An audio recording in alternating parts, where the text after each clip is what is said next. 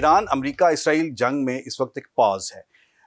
اس وقت وزیر اعظم کا دورہ سعودی عرب، قطر اور دوسرے ممالک کا دورہ، اور فیلڈ مارشل کی طرف سے ایران کا وزٹ، یہ دونوں جو دورے ہیں یہ ان کو بہت ہی اہمیت دی جا رہی ہے اس جو سیز فائر ہے اس کو مستقل ایک جنگ بندی میں کنورٹ کرنے کے لیے. اور یہ کہا جا رہا ہے کہ جو آئندہ دنوں میں امریکہ اور ایران کے درمیان مذاکرات کا نیا دور ہوگا اسے نتیجہ خیز بنانے کے لیے یہ دورے جو ہیں یہ کی جا رہے ہیں. سابق وزیر خارجہ پاکستان خورشید محمود قصوری صاحب ہمارے ساتھ ہیں، ان سے اس صورتحال پر بات کرتے ہیں.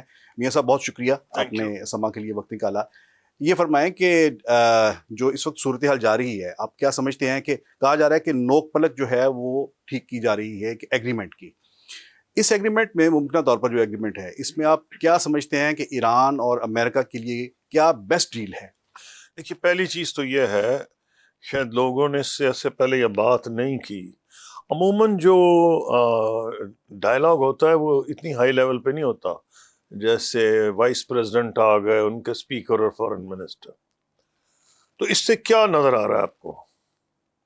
جو کام پہلے ہونا تھا پروبیبلی آفیشیل لیولز کا شاید اب ہوگا، میرا خیال ہے جی.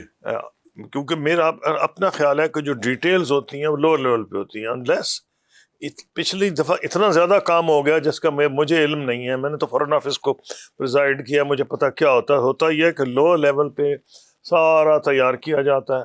جب معاملہ تقریباً ریڈی ہو تو پھر لوگوں کو بلایا جاتا ہے. تو ایک تو اس کی یہ انڈیکیشن ہے کہ ہاں کام ہوا تھا ان روٹین. پاکستان کا فارن آفس تو لازمی کیا ہوگا کیونکہ ہم تو ہوسٹ ہیں.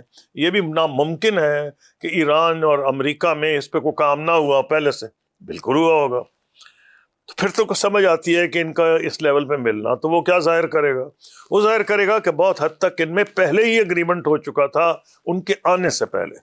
دوسری ایک اور اس کا اگر یہ نہیں مفروضہ ٹھیک، تو دوسرا مفروضہ یہ ہے کہ نہیں، وہ لوور لیول پہ تو نہیں کام ہوا تھا، وہ تو کیونکہ حالات اس نوعیت کے تھے، تیزی سے خراب ہو رہے تھے، امریکہ اور ایران کو کچھ بھی اس میں فائدہ نظر نہیں آ رہا تھا. ایران نے بہادری کی، مقابلہ کیا، کمال کر دیا، لیکن جو اس کو نقصان ہوا، اور وہ لانگ ٹرم یہ تو نہیں چاہے گا کہ نقصان ہی اس کو ہوتا جائے. اور امریکہ نے جو ایک چیز سپر پاور ہوتے ہوئے ساری دنیا کو سمجھ آ گیا کہ ایک تو امریکہ کا نہ کوئی پلان ہے نہ کوئی اینڈ گیم ہے. اور اسی لیے اگر آپ گریٹ پاور بھی ہوں اور آپ کو پتہ ہی نہ ہو کہ کرنا کیا ہے، مقصد کیا ہے، تو نیٹ نتیجہ وہی ہے جو امریکہ کا ہوا. تو اتنی جلدی میں تھے کہ انہوں نے کہا نہیں، وہ باقی کام چھوڑو، جلدی مل لیں. تو اگر دوسری بھی دفعہ ٹاکس ہوں گی تو ہو سکتا ہے کہ آفیشیل لیول پہ ہوں. اب یہ تو مجھے نہیں پتا کیونکہ پریزیڈنٹ ٹرمپ کے بارے میں کوئی چیز پریڈکٹ نہیں کی جا سکتی، کو پتہ ہی نہیں، وہ خود ہی آ جائیں. وی ڈونٹ نو اینی تھنگ. اس بات کا امکان ہے کہ وہ بھی آ جائیں؟ جی، یعنی اس بات کا امکان بھی ہے کہ وہ نہیں، میں نہیں کہہ رہا، ان کو پریڈکٹ کرنا امپاسبل ہے. اگر وہ آئیں گے وہ تب ہے کہ تبھی ہر چیز ریڈی ہو جائے گی. اور لوگوں کا یہ تک اندازہ ہے کہ وہ جو کریڈٹ اگر جانا ہے تو وہ جانا چاہیے ان کو پریزیڈنٹ ٹرمپ کو، نہ کہ وائس پریزیڈنٹ کو. مجھے اس پہ یاد آ گیا کہ جب میں انڈیا سے نیگوشیٹ کر رہا تھا، یہ میں نہیں کہہ رہا، یہ ایکسیڈنٹل پرائم منسٹر کتاب چھپی تھی، تو اس میں سنجے بارو نے کتاب میں لکھا تھا accidental prime minister Manmohan Singh پہ. میں تو اپنی کتاب میں کئی دفعہ کہہ چکا ہوں، نیدر ہاک نور ڈو میں، کہ اگریمنٹ ہو گیا تھا. یہ ڈیٹیلز ہیں. انہوں نے کہا، جو وہ پرائم منسٹر آف انڈیا کے میڈیا ایڈوائزر تھے سنجے بارو اس وقت، انہوں نے کتاب میں لکھا کہ اگریمنٹ ہو گیا تھا، لیکن ہم تو مختلف ریزن دیتے نا کہ یہاں لائرز موومنٹ چل گئی، فلاں ہو گیا، یہ ہو گیا. انہوں نے دلیل یہ دی کہ سونیا گاندھی یہ چاہتی ہی نہیں تھیں کہ کریڈٹ منموہن سنگھ کو ملے. ان کا یہ خیال تھا یہ کریڈٹ ان کے بیٹے کو ملنا چاہیے جو اگلے پرائم منسٹر ہوں. وہ دوسری بات ہے کہ معاملہ خراب ہو گیا. ایسے ہوتا ہے.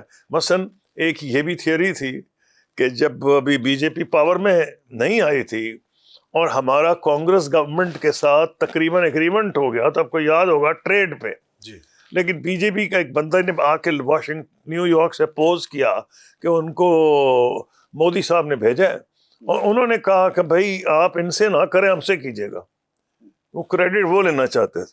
تو اگر تو یہ کہانی ہے جو میں اپنے ماضی کی تجربے سے آپ سمجھتے ہیں کہ وائس پریزیڈنٹ وینس جو ہے وہ ان کے منموہن سنگھ ہے؟ مجھے نہیں پتا کیا ہے وہ، لیکن میں آپ کو کہہ رہا ہوں، اس لیے اندازہ ہی میں لگا سکتا ہوں. تو میرا تو اپنا خیال ہے جو کچھ بھی اس میں سے پاسبل ہو، کریڈٹ بہرحال پریزیڈنٹ ٹرمپ کی جو شخصیت ہے اس کو مد نظر رکھتے ہوئے یہ ہے کہ کریڈٹ اگر خدا کرے ایسی سٹیج آئے کہ کریڈٹ لے، کریڈٹ کا مطلب جنگ بند ہو، معصوموں کی جانیں بچیں. جس طرح دنیا کی معیشت کو نقصان ہو رہا ہے بشمول پاکستان، وہ نقصان بند ہو. اور اگر یہ بند نہیں ہوتا تو اللہ معاف کرے، جیسے 3-4 بڑے جھٹکے لگے ہیں 21 سینچری میں. ایک لیمن بردر کرائسس تھا، اکنامک کرائسس آ گیا، ایشیا میں کرائسس آ گیا، ایشین ٹائگرز اس وقت ہل گئے، اب تو لوگ بھول چکے ہیں. پھر یہ ہو گیا تھا کرونا، کئی سال لوگ ملک پیچھے چلے جاتے ہیں، اس کے جو اثرات ہوتے ہیں. اگر یہ جلدی نہیں روکی، اسی دعا بھی ہے، اور پاکستان کے تو مفاد میں ویسے بھی دعا ہے، اور کہ ہمارا تو ملک کا وقار بڑھتا ہے، اور ایز اے پیس میکر ہم آگے آ رہے ہیں. تو مجھے لگ رہا ہے کہ کیونکہ کچھ اب اچیو امریکہ کر نہیں سکتا جنگ کے ذریعے، تو چاہے وہ تھوڑی سی دیر لگائے، کچھ کرے، ٹیبل پہ آنا پڑے گا. کیوں کہ اگر جنگ کوئی جیت بھی جائے جو امریکہ نہیں جیتا، تب بھی ٹیبل پہ آنا پڑتا ہے. اگر کوئی ہار بھی جائے جو ایران نہیں ہارا، تو تب بھی ٹیبل پہ آنا پڑتا ہے. تو اب اتنے دن جب امریکہ نے لڑ کے دیکھ لیا ہے جو کچھ کرنا تھا، اسرائیل اور انہوں نے مل کے جتنی بمباری کی ہے، اور میں سمجھتا ہوں انٹرنیشنل لا کی ٹوٹل وائلیشن ہوئی ہے. بچیوں کے اسکولوں کو تباہ کرنا، یونیورسٹیوں پہ حملہ کرنا، انفراسٹرکچر، سول انفراسٹرکچر پہ حملہ کرنا. یہ جب جنگ ختم ہوگی تھی بڑی لمبی کہانی چلے گی. میاں صاحب، اس میں جو امریکہ کی طرف سے ابھی تک جو سامنے آ رہی ہیں، اس میں وہ کہتے ہیں کہ ہمارا سنگل پوائنٹ ایجنڈا یہ ہے کہ ایران اپنے نیوکلیر پروگرام سے دستبردار ہو جائے. اچھا، دوسری طرف ایران کا یہ مطالبہ ہے کہ اس کے اوپر جو پابندیاں ہیں وہ ختم کی جائیں. تو اس میں آپ کیا دیکھتے ہیں جو ممکنہ ڈیل ہے اس میں کیا دونوں کے لیے ہو سکتا ہے؟ پہلی بات تو یہ ہوتی ہے کہ پریزیڈنٹ ٹرمپ جو گھڑی گھڑی کہہ رہے ہیں نا وہ ہتھیار نہ بنائیں، اس سے لگ رہا ہے کہ وہ کوئی جنگ کا خاتمہ چاہتے ہیں. کیوں کہ ایران پہلے ہی کہتا ہے کہ ہم نہیں چاہتے بم بنانا. اگر آپ شرط ایسی لگا دیں جو میں ماننے کو تیار ہوں، تو اس کا مطلب آپ راستہ خود مجھے دے رہے ہیں. اب ایشو یہ آئے گا کہ وہ تو ایران پہلے مان گیا تھا پریزیڈنٹ بائیڈن کے دور میں، اور اگریمنٹ ہو گیا تھا. انہوں نے آ کے جو بھی ان کے ایکسٹریمسٹ ایڈوائزرز تھے پریزیڈنٹ ٹرمپ کے، ان کے کہنے میں، اور پھر جو ہوا جنگ جو چھیڑی ہے، میں ان کو کہتا ہوں کہ ان کے جو بدنصیبی ہے، ایک ہے وہ ہے تو یہودی، لیکن وہ بے انتہا عرب پتی، سب سے امیر امریکہ کے جو لوگ ہیں وہ اس کے پیچھے ہیں. ان کے ایک سے زیادہ مفادات ہیں. چلیں وہ کرسچن زائنسٹ تو جوئش زائنسٹ تو ہوں گے، لیکن ان کا اکنامک انٹرسٹ بھی بہت زیادہ ہے. اب پوائنٹ یہ انہوں نے ہی فائنینس کیا ہوتا دونوں پارٹیز کو، تو اب وہ انہوں نے کر دیا، ٹرمپ صاحب نے ان کو خوش بھی کر دیا. لیکن اب جو انہوں نے دیکھا ہے رزلٹ کیا آ رہا ہے، آپ مجھ سے پوچھے تھے کہ وہ یہ امریکہ کہتا ہے وہ کہتے ہیں، تو میرا پہلا جواب یہ ہے کہ جہاں تک نیوکلیئر پروگرام کا ہے، آپ اگر جو اس سے پہلے رول میڈیشن کا ادا کر رہے تھے عمان کے وزیر خارجہ، ان کا بہت لمبا انٹرویو ساری میجر نیوز ایجنسیز کو آیا، میں نے پورا پڑھا تھا. اس کا لب لباب یہ ہے کہ ایگریمنٹ ہو چکا تھا، یہ بھی ہو گیا تھا کہ ایران نیوکلیئر بم نہیں بنائے گا، اور اس کی جو پروف تھا کہ جو بھی ان کی انرچمنٹ ہوگی لو لیول کی، وہ انرچڈ مٹیریل تھرڈ کنٹری کو دے دیا جائے گا انڈر IAEA انسپیکشن. نہ رہے گا بانس، نہ بجے گی بانسری. ایران کے پاس ہوگا ہی نہیں افسودہ یورینیم، تو کس چیز سے وہ بم بنائے گا؟ تو اس لیے یہ میں سمجھتا ہوں شاید اس کو انگریزی کا لفظ ہے ریڈ ہیرنگ، یہ ایسے دکھانے کے لیے کیا گیا ہے. شاید اس بات کی گواہ ہے کہ پریزیڈنٹ ٹرمپ چاہتے ہیں کہ ایران کو فیس سیونگ دے. ہاں وہ یہ ضرور چاہیں گے، سچ یا جھوٹ، کہ جو اوباما کو گالیاں دیتے ہیں اور ڈیموکریٹس کو گالیاں دیتے ہیں کہ انہوں نے یہ کر دیا، امریکہ کے پریزیڈنٹ نہ بے وقوف تھے، नामाकूल थे, उनको तो ईरान को पहले ख़त्म करना चाहिए था, उनका न्यूक्लियर प्रोग्राम पहले ख़त्म करना चाहिए था, मैं तारीख़ में जाऊँगा और मैं वो ख़त्म कर दूँगा। तो कुछ शायद छोटी मोटी तब्दीली आ जाए उसमें, जो ऑलरेडी एग्रीमेंट हो चुका है। तो वो मुझे मुश्किल वो नहीं नज़र आ रहा जो आपके दिमाग में है, वो हो जाएगा कोई ना कोई एग्रीमेंट के जी लो एनरिचमेंट होगी, इंस्पेक्शन होगी और जो मटेरियल्स हैं किसी को हैंड ओवर भी कर दिए जाएंगे। अब आ रहा है अगला मसला सैंक्शंस का। मैं समझता हूँ सैंक्शंस का जो मामला है शायद इतना बड़ा ना हो। असल में जो एटम बम उसको रोक रहे हैं, ईरान ने तो खुद, ईरान के हाथ में तो प्रेसिडेंट ट्रम्प ने एटम बम दे दिया है, और वो है स्ट्रेट्स ऑफ हॉर्मुज। हॉर्मुज इससे पहले तो इशू ही नहीं था, कभी हमने सुना भी नहीं था कि जी शिप्स रोकी जा रही हैं। यानी इन्होंने कंपेल किया कि ईरान ने वो हथियार इस्तेमाल किया जो कि एटम बम से भी ज़्यादा सख्त है। सारी दुनिया, एटम बम तो अल्लाह माफ़ करे जब गिरता है उस इलाके को तबाह करता है, ये तो पूरी दुनिया की मईशत को तबाह करने का पोटेंशियल रखता है। तो मेरा कहना इसमें यह है कि इस पे ज़रूर बातचीत होगी कि जी ये जिसको हम कहते हैं ग्लोबल कॉमन्स में ये लॉ ऑफ द सीज़ हैं, लॉ ऑफ द सीज़ में क्या किस तरह ईरान का इंटरेस्ट जो है वो प्रोटेक्ट किया जाए, लेकिन उसमें को रोक चोकना। ये तो ईरान के बहुत बड़े इत्तेहादी चाइना है, उनके फॉरेन मिनिस्टर का भी ये आज आया है जिन्होंने कहा है कि जी ये खुला रहना चाहिए।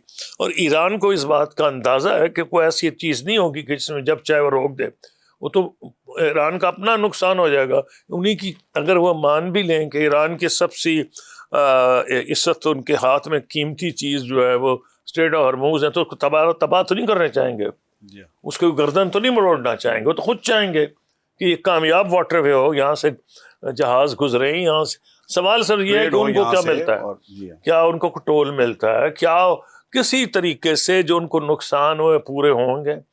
ये सब नेगोशिएट चीज़ें हो सकती हैं। मेरे ख्याल में ये जो प्राइम मिनिस्टर का जाना और फील्ड मार्शल का ईरान जाना, ये इस बात की गवाही दे रहा है कि बहुत हद तक प्रोग्रेस हो गई है, और नहीं तो इतनी तेज़ी में शायद फील्ड मार्शल ना जाते। प्राइम मिनिस्टर का तो, ये फॉरेन मिनिस्टर का तो काम भी होता है ना कि जाएं कांटेक्ट करें अपने इंटरनेशनल रिलेशंस को, जो हमने अभी अभी डिप्लोमेटिक विक्ट्री अचीव की है उनके यहाँ इकट्ठे बिठा के। यानी कि 1979 के बाद 47 साल के बाद पहला जो कॉन्टैक्ट हुआ है वो इस्लामाबाद में हुआ है। तो वो तो हम कह सकते हैं प्राइम मिनिस्टर, और फिर क्वाड की भी बात हो रही है आजकल, Egypt, Pakistan, Turkey, Saudi Arabia. लेकिन जो फील्ड मार्शल का ईरान जाना है वो क्वाड के लिए तो नहीं गए, वो गए हैं इस अकॉर्ड के लिए।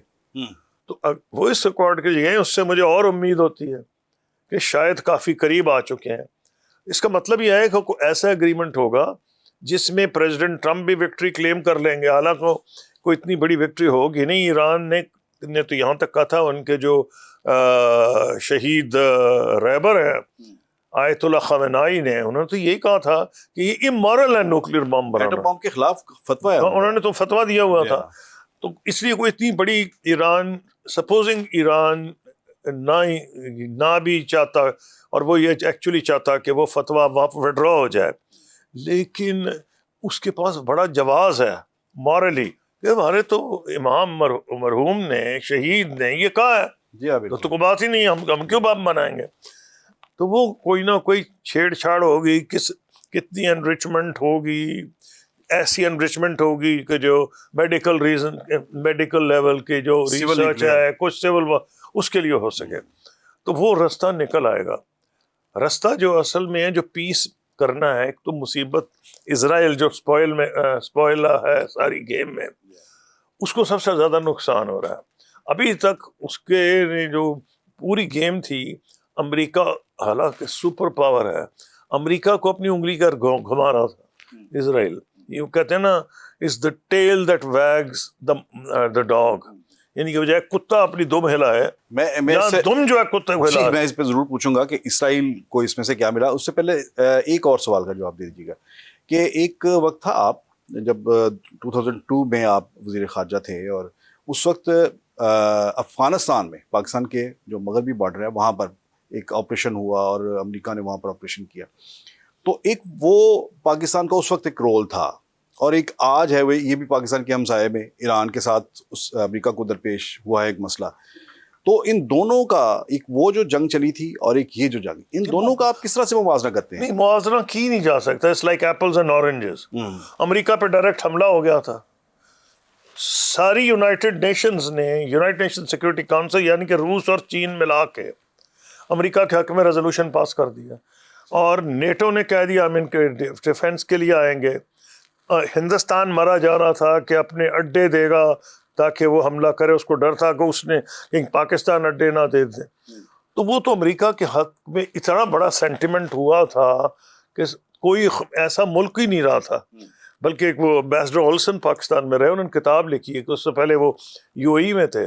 وہ کہتے ہیں حیران ہو گیا اس سے پہلے کہ میں ریکویسٹ کروں, میں نام نہیں لینا چاہتا اس وقت کے رولر کا, تو رولر نے کہا میں تمہیں ملنا چاہتا ہوں آ کے اور میں سپورٹ تمہیں دے رہا ہوں. وہ گیم ہی اور تھی. اس میں پاکستان نے جو رول ادا کیا وہ تو ورلڈ سٹیج پہ چھا گیا نا, 5 سال رہا پھر, اور میجر نان نیٹو ایلا ہے. یہ بہت بڑی اور قسم کی بہت بڑی ڈپلومیٹک اچیومنٹ ہے یہ جو اب ہوئی ہے کہ ایران جو پاکستان کا نیبر ہے, ہمارا ہمسایہ ہے, اور 47 سال سے یہ ایک دوسرے سے بات چیت ڈائلاگ کچھ نہیں ہو رہا تھا. ان کو ٹیبل پہ بٹھانا یہ پاکستان کی ڈپلومیسی کی بہت بڑی کامیابی ہے. وہ جو تھی ہم پہ فورس کر دی گئی تھی, ہمیں آپشن کچھ بھی نہیں تھا. اچھا سر, اس وقت تو افغانستان کے ساتھ پاکستان ہے, اس لیے چونکہ ادھر سے راستے جاتے تھے اور وہاں پر آپریشن درکار تھا. پھر آپ نے یہ بھی بتایا کہ ایک عالمی سطح پر ایک ماحول بھی بنا ہوا تھا جس میں امریکہ کو معاونت بھی بہت زیادہ ملی. یہاں تو ایک صورتحال ڈفرینٹ ہے. امریکہ نے پاکستان کو بالکل بائی پاس کر کے یہ سارا آپریشن کیا. لیکن اب سوال یہ اٹھتا ہے جو ہمارے ہمسائے میں بھی ایک بہت بڑی آگ بھی لگی ہوئی ہے, اور پھر امریکی جو صدارتی محل کی جو ترجمان ہیں انہوں نے بھی کہہ دیا کہ اس وقت اس قضیے میں, اس تنازع میں واحد ثالث جو ہے وہ پاکستان ہے. جی, تو پاکستان ہی کیوں, کیا وجہ ہے پاکستان کو کیوں ثالث بنایا گیا؟ ہاں میں پہلے تو بتاتا ہوں, یہ بڑا اچھا آپ نے سوال کر لیا. جب میں فورن منسٹر تھا, میں نے کتاب میں بھی لکھا ہے, آپ کو بتا دیتا ہوں. اس وقت ایران کے ایک تو وزیر خارجہ خرازی صاحب سے جو ریسنٹلی ان پہ حملہ ہوا تھا, وائف کا شہید ہوئی تھی, کمال خرازی انتقال کر گئے. دوسرے لاریجانی صاحب تھے, نیشنل سیکورٹی کونسل کے بڑے پاورفل سیکرٹری. وہ میں اور فورن منسٹر جو تھے متقی, میں نے ان سب سے ڈیل کیا. اور ہم لوگ, اور مجھے افسوس یہ ہے اسرائیل کو یہ ڈر تھا کہ لاریجانی صاحب اس کام میں کر سکتے ہیں رول, ان کا بڑا ڈپلومیٹک ایکسپیرینس تھا. وہ پاکستان آئے, 4 گھنٹے فورن آفس میرے آفس بیٹھے رہے. ہم نے مل کے ایک ڈرافٹ کیا پریزیڈنٹ بش کے لیے. مجھے کہا کہ آپ یہ لے کے جائیں. وہ کیا تھا, ان کو ہم پہ اعتبار تھا. ہم ان کے انٹرسٹ واشنگٹن میں لک آفٹر کرتے تھے تہران کے, اور امریکہ کے انٹرسٹ تہران میں ہم لک آفٹر کرتے. دونوں کو ہم پہ بھروسہ تھا. اور ہمیں لاریجانی مرحوم نے کہا کہ آپ یہ بش کے پاس لے جائیں. میں باہر واشنگٹن گیا, کانڈولیزا رائس کو ہینڈ اوور کر دیا. تو کہہ ہی رہا ہوں, اس وقت کانڈولیزا رائس امریکہ کو, ایران کو میسیجز میرے ذریعے بھیجتی تھی. تو انسٹیٹیوشنل میموری وہاں بھی ہے, یہاں بھی ہے کہ یہ کام پاکستان نے پہلے کیا. نمبر 2, جب آپ کو یاد کراتا ہوں, فیلڈ مارشل عاصم منیر گئے وائٹ ہاؤس میں. یہ پریزیڈنٹ ٹرمپ نے ان کو انپریسیڈنٹڈ طور پہ بلایا, پہلی دفعہ کسی سرونگ ملٹری چیف کو بلایا گیا تھا. اس وقت سارا میڈیا مجھ سے پوچھ رہا تھا کہ مجھے تجربہ تھا اس کا, کہ آپ بتائیں جی کیا بات ہو رہی ہے. یہ تو ہو ہی رہی, وہ انڈیا پاکستان, میں نے کہا انڈیا پاکستان ہو چکی, پاکستان ماشاءاللہ اس کا ہاتھ بھاری رہا, ساری دنیا نے دیکھ لیا ہے. اب بات ہوگی ایران پہ, اور وہ ایران پہ یہ ہوگی کہ پاکستان کا جو ایکسپیرینس ہے ایران کو اور امریکہ کا, اس کا فائدہ اٹھانا چاہیں گے. تو ایک اگلا سوال ہوتا ہے کہ اس کے بعد انہوں نے حملہ کیوں کیا؟ اگر فیلڈ مارشل عاصم منیر کو انہوں نے کنسلٹ کیا تھا, حملہ کیوں کیا؟ میں جواب دیتا ہوں. حملہ انہوں نے اس لیے کیا کہ ایکچولی اب یہ ریکارڈ پہ بات آ گئی ہے کہ ٹرمپ صاحب ایران سے سیٹلمنٹ کرنا چاہ رہے تھے. اسرائیل کو یہی ڈر تھا کہ یہ کرے گا, پریزیڈنٹ ٹرمپ سیٹلمنٹ کرے گا, اور ہمارا ٹرمپ کارڈ ختم ہو جائے گا جو ہم نے یوز کرنا تھا کہ پرماننٹ وار ایران پہ کی جائے، ایران کو تباہ کر دیا جائے، 20-25 سال اس کو دھکیل دیا جائے، کیونکہ وہ جو سمجھتا تھا کہ ہمارے لیے اگر کوئی تھریٹ ہے تو وہ ایران ہے اس علاقے میں۔ اس نے کیا کیا؟ اس نے کر دیا حملہ ان کے جو نیوکلیئر ہیں۔ اب ایک جو اردو کی جو ٹرم ہے شامل باجا، شامل باجا یہ اس لیے ہوئے کہ یہ سمجھیں کہ یہ تو بڑا کریڈٹ سارا وہ لے جائے گا، یعنی جو کریڈٹ یہ خود لینا چاہ رہے تھے، یا تو یہ ہیرو بنے امن کر کے، اب وہ تو ہوا نہیں، اس نے حملہ پہلے کر دیا، اس کی مخالفت یہ کر نہیں سکتے کیونکہ کسی لیڈر کی اتنی ہمت نہیں کہ جو ان کو فائنانس کر رہے ہیں وہاں، ناٹ یہودی، میں ڈفرنس کر رہا ہوں، جی جی، عام یہودی کی بات نہیں کر رہا، وہ تو پروٹیسٹ کر رہا ہے، لیکن جو یہ عرب پتی تھے جن کو میں زائنسٹ جو تھے، ان کو بھی تو پلیز کرنا تھا نا۔ انہوں نے کہا بھی یہ تو دیکھو بڑا اچھا موقع، نہیں تو اکیلا اسرائیل کریڈٹ لے جائے گا کہ ایران کا نیوکلیئر ویپنز نے ختم کیا، امریکہ کے تو بڑے صدر ٹرائی کرتے، ان کو پھنسایا گیا۔ تو میرا کہنا یہ ہے کہ کیونکہ پاکستان کا تجربہ تھا تو naturally field marshal Asim Munir سے انہوں نے کنسلٹ کیا تھا یہ۔ تو جواب میرا یہ ہے کہ پاکستان کو یہ تجربہ ہے جو کسی اور کو نہیں۔ نمبر 2، ہمارے معاملات خصوصی نوعیت کے ہیں، جس کا میں نے اپنی کتاب میں بتایا تھا، پاکستان اسٹریٹجک ڈیلیما۔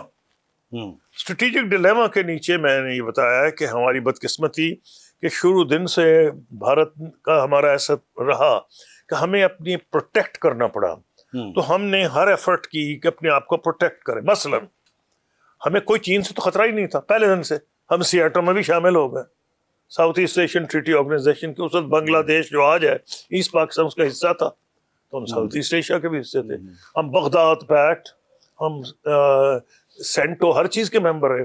تو شروع دن سے ہمارا انٹرنیشنل کمیونٹی سے واسطہ رہا ہے، پینٹاگن سے واسطہ رہا ہے، امریکہ سے واسطہ رہا ہے۔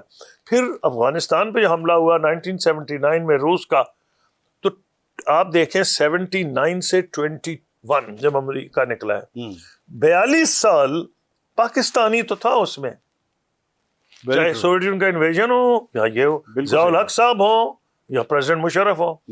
تو اس 42 سال میں پاکستان اور امریکہ، کبھی حالات اچھے کبھی برے، جب سوویت یونین کی فوجیں نکلیں وہاں سے افغانستان سے، تو اس وقت کیا ہوا؟ اس وقت ہم پہ سینکشنز ہو گئی تھیں، لوگ بھول جاتے ہیں نیوکلیئر پروگرام کے۔ جی ہاں، اچھا، میرا کہنا یہ ہے چاہے سینکشن لگیں یا پھر ہم نے کوشش کی سینکشن ہٹے، تو ہم 42 ایئرز امریکہ کے ایلائی رہے، فرام 79 to 2021۔ پھر ہم نے دوحہ اکارڈ کروایا امریکہ کا قطر میں بیٹھ کے افغانستان سے، تو ان کو پتا تھا کہ یہ کام بڑی خوش اسلوبی سے ہم کر سکتے ہیں۔ جنیوا اکارڈ بھی پاکستان نے کروایا، دوحہ اکارڈ بھی پاکستان نے کروایا، ہر چیز کا علم تھا نا، کہ یہ کیپیسٹی پاکستان میں ہے، اس کے فارن آفس میں، اس کی گورنمنٹ میں۔ پھر فیلڈ مارشل عاصم منیر کی اسپیشل ریلیشن شپ قائم ہو گئی ان کے ساتھ، یہ جو ماشاءاللہ کیا میں کہہ سکتا، مودی صاحب کے شکر گزار ہونے چاہیے پاکستانیوں کو کہ انہوں نے 4 دن جو جنگ چھڑی ہے سارا بھانڈا پھوڑ دیا اپنا، 4 دن میں بری طرح وہ ایکسپوز ہو گئے۔ تو عربوں کو پتہ لگ گیا کہ سب سے بڑی ملٹری پاور جس پہ ہم اعتبار کر سکتے ہیں انڈیا سے، اگر سپوز پاکستان کا ہم پلہ بھی انڈیا ہے ملیٹریلی، تو اس پہ تو اعتبار نہیں کیا جا سکتا، وہ تو اسرائیل کا ایلائی ہے، وہ تو حملے سے 1 دن پہلے چلا گیا تھا اسرائیل، مودی صاحب تو وہاں چلے گئے تھے نا۔ اس کا مطلب یہ ہے کہ پاکستان کے علاوہ عربوں کو کوئی ایکسیپٹیبل ہی نہیں تھا، امریکہ کو کوئی ایکسیپٹیبل نہیں تھا، ایران کو کوئی ایکسیپٹیبل نہیں تھا۔ یہ وہ وجوہات ہیں جو آپ نے پوچھا وائی پاکستان کی ایکسیپٹیبلٹی بھی تھی، اور اس کے ساتھ ساتھ پاکستان بیک وقت امریکہ اور ایران کو جانتا بھی تھا، پرانا ٹریک ریکارڈ ہے۔ اگر ہم ایک مفروضے کے طور پر ہم یہ سمجھتے ہیں کہ ایگریمنٹ پر یہ پہنچ چکے ہیں یا پہنچ جائیں گے، تو ایک جو بہت بنیادی ایک بون آف کنٹینشن تھی وہ تھی فلسطین اور آج کل لبنان کے اوپر بمباری ہو رہی ہے۔ فلسطینیوں اور لبنانیوں کے لیے اس میں کیا ہوگا، اس ایگریمنٹ میں کیا ہو سکتا ہے؟ آپ کا بہت اچھا سوال ہے۔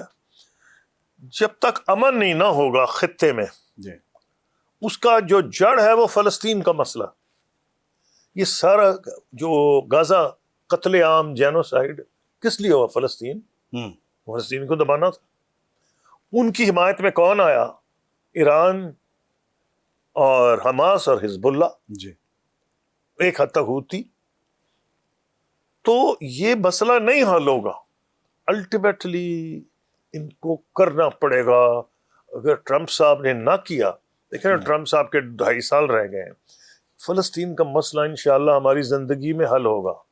پتہ نہیں اللہ تعالیٰ نے ہمیں کتنی زندگی دی ہے. آپ پر امید ہے کہ ٹرمپ صاحب کے باقی ماندہ دور میں یہ فلسطین کا مسئلہ حل ہوگا؟ ہو سکتا ہے. اس کے بعد انہوں نے بورڈ آف پیس تو بنا دیا ہے نا.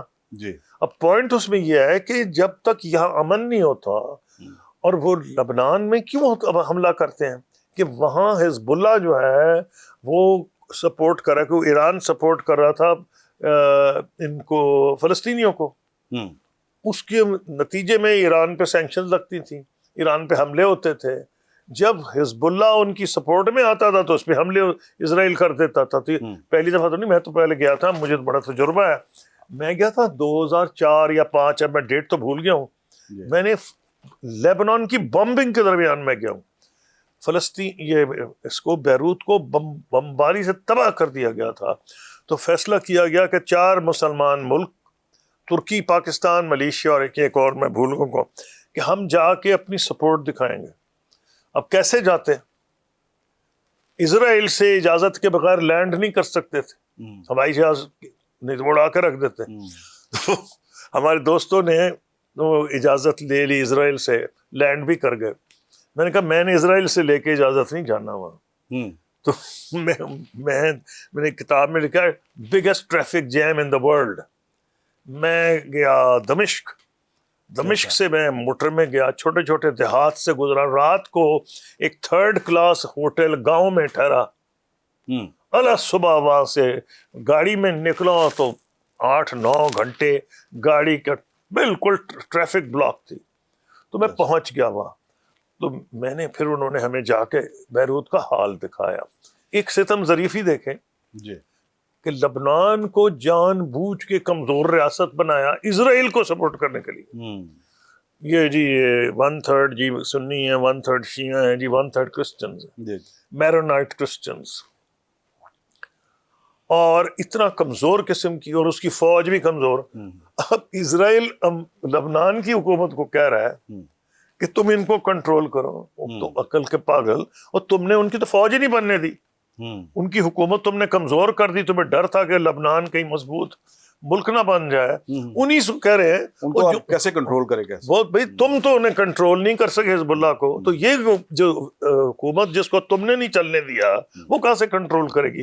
یہ بہانہ سازی ہے، کیونکہ پریزیڈنٹ ٹرمپ نے ان کو کہا ہے کہ وہ کوئی اکارڈ، یہ ایک اور دلیل ہے کہ پریزیڈنٹ ٹرمپ اس سے لگتا ہے اکارڈ کرنا چاہ رہے ہیں ایران کے ساتھ، اور ایران کی شرط ہے کہ بمبنگ بند ہو.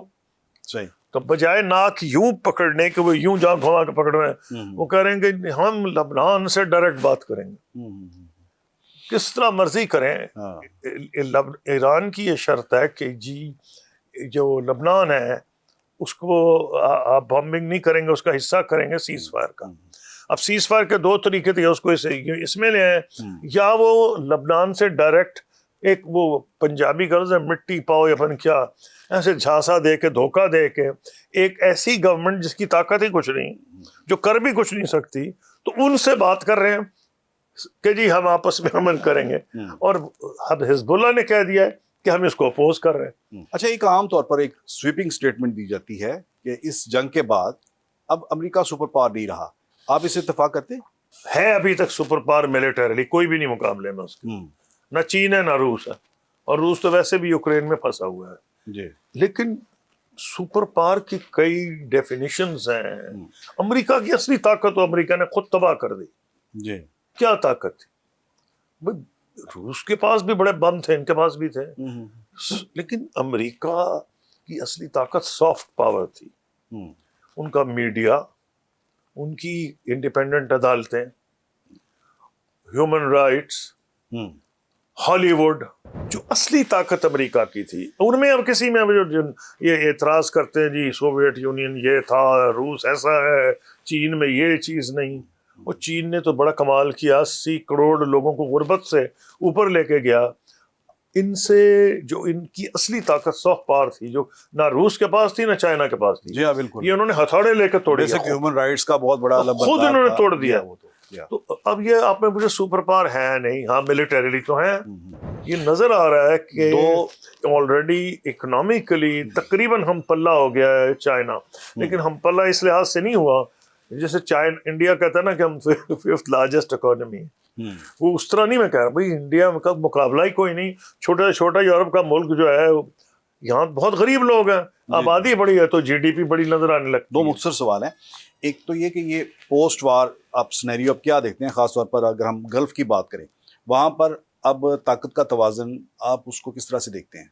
دیکھیے آپ نے مجھ سے پوچھا سپر پاور نہیں رہا، میں جواب یہ دوں گا کہ ڈکلائن جو نظر آ رہا تھا ایک وہ شروع ہوا ہے، نمبر 2 یہ نظر آ رہا تھا کہ مڈل پاورز رائز ہو رہی ہیں دنیا میں، وہ بھی ثابت ہو گیا، پاکستان نے بھی یہ ثابت کیا، مصر نے کیا، ترکی نے کیا۔ پاکستان کو آپ دنیا میں جو مڈل پاس کا ایمرجنگ مڈل پاور آپ دیکھتے ہیں؟ نہیں میں تو ایمرجنگ نہیں، میں تو کہتا ہوں مجھے بڑا غصہ اپنے پہ ہے، ہمارا ایک اتنا بڑا ملک، اس کی 25 کروڑ آبادی، اتنا پوٹینشیل اس میں ہے، اس کے لوگ دنیا کے ہر خطے میں کامیاب ہو جاتے ہیں، یہاں فیلئر ہیں، ہم نے وہ انوائرمنٹ بھی نہیں پیدا کی، نہ ہم نے کوئی ریفارمز کیے، we are all responsible, we are all a part of it, نہ ہم ٹیکس صحیح کرتے ہیں، ٹیکسیشن یہ پٹیفل ہے۔ ایک چلے میں آپ چھوٹی سی مثال دیتا ہوں، باقی چھوڑیں، اس میں مجھے فگرز دیکھنے کی ضرورت نہیں۔ انڈیا میں اور بنگلہ دیش ہمارے ساتھ ہی تھے نا جی، انڈیا اور بنگلہ دیش کتنا ٹیکس کرتے ہیں، یہ جو سیلز ٹیکس ہے، یعنی کہ جو کاروباری جو اربوں پہ کماتے ہیں دیتے کچھ بھی نہیں۔ تو اگر آپ ٹیکس ہی نہیں کریکٹ کریں، کیونکہ ایلیٹ کا حصہ ہے نا جی، یہاں پر تو ریٹیلر تو ویسے ہی باہر ہے، آپ کے ٹیکس نیٹ سے ریٹیلر تو ویسے ہی باہر ہے۔ میں نے کہا اگر نہیں ریٹیل باہر نہیں، ٹیکس نہیں ہوتا وہ، جی ہاں، وہ میں ٹیکس نیٹ سے نہیں ریسٹورانز ہوٹل سب کے اوپر وہ مشینیں تو لگی ہیں، دیتا کوئی نہیں، اور اس کی کیا وجہ ہے؟ ہماری ایلیٹ اس کا حصہ ہے، ہم لوگ خود حصہ ہیں اس کے۔ تو اس اتنے بڑے اتنے پوٹینشیل والے ملک کو ہم نے بیکاری بنایا ہوا ہے، لیکن اس میں اتنی پوٹینشیل، اس کی geographic position, fourth most powerful army in the world, disciplined army, battle hardened army, nuclear power, the only Muslim nuclear power. Why does it have to go to the IMF again and again and again? یہ ہمیں حل کرنا پڑے گا اگر ہم نے اپنا potential raise کرنا ہے۔ تو مڈل پاور تو پاکستان شروع سے ہے، ہم نے خود اپنے آپ کو نیچے لے کے آئے ہیں، لیکن یہ جو ہمارا اب رول ہے diplomatically, it will take international standing much higher. ہمیں ایک موقع ہے کہ ہم وہ ریفارمز اب کر دیں، اور ایک موقع اس کو ضائع نہیں جانے دینا چاہیے۔ اب ایک آخری سوال، اب جو ہمسایہ ہے وہاں پر بہت زیادہ آگ لگی ہوئی ہے، آپ نے ان کے ساتھ بھی کافی مل کر کام کیا، بہت ڈائلاگ آپ کے ان کے ساتھ چلتے رہے، وہاں پر یہ کیا اپروچ پائی جا رہی ہے، یہ کس طرح سے وہ پاکستان کے اس کردار کو بہت زیادہ اس کے اوپر تنقید کرتے ہیں؟ 2 قسم کے ان کا لوگ مسئلہ ہیں کیا ہے؟ جی، 2 قسم کے لوگ ہیں، ایک جن کو کہتا ہوں گودی میڈیا، مودی میڈیا نہیں، وہ مودی میڈیا بھی ہو سکتا ہے، گودی میڈیا، وہ ان کی گود میں بیٹھے ہیں، بی جے پی حکومت، بی جے پی گورنمنٹ، تو گودی میڈیا ہے وہ، جو پہلے کریڈیبل تھا، قابل اعتبار میڈیا تھا، ان کا تباہ کر دیا ہے، سیٹھوں نے آ کے خرید لیا ہے۔ جن لوگوں سے میں ڈیل کرتا تھا فارن منسٹر، کریڈیبل جرنلسٹ تھے، اور ان کو فارغ کر دیا گیا آ کے۔ ایک تو وہ لوگ ہیں جو گودی میڈیا جو لگے ہوئے، آگ لگی ہوئی ہے، پاکستان کچھ بھی نہیں، یہ تو سب ایسے پروکسی ہے۔ دوسرے لوگ جو ہیں جن کو یوٹیوب پہ آپ دیکھ سکتے ہیں، مجھے یوٹیوب پہ لوگ بھیجتے ہیں لیکن میں پڑھتا ہوں، جو بڑے بڑے نام ہیں، بھدرا کمار ہے، پھر یہ ڈیفنس کے اوپر ثانی ہیں، پروین ثانی ہیں، اس کے علاوہ ایسے لوگ جو ہارڈ لائن پاکستان پہ رکھتے ہیں، لیکن وہ کنسیڈ کر رہے ہیں کہ Pakistan is doing well militarily. میں اگلی کتاب میں اس کا ذکر بھی کروں گا۔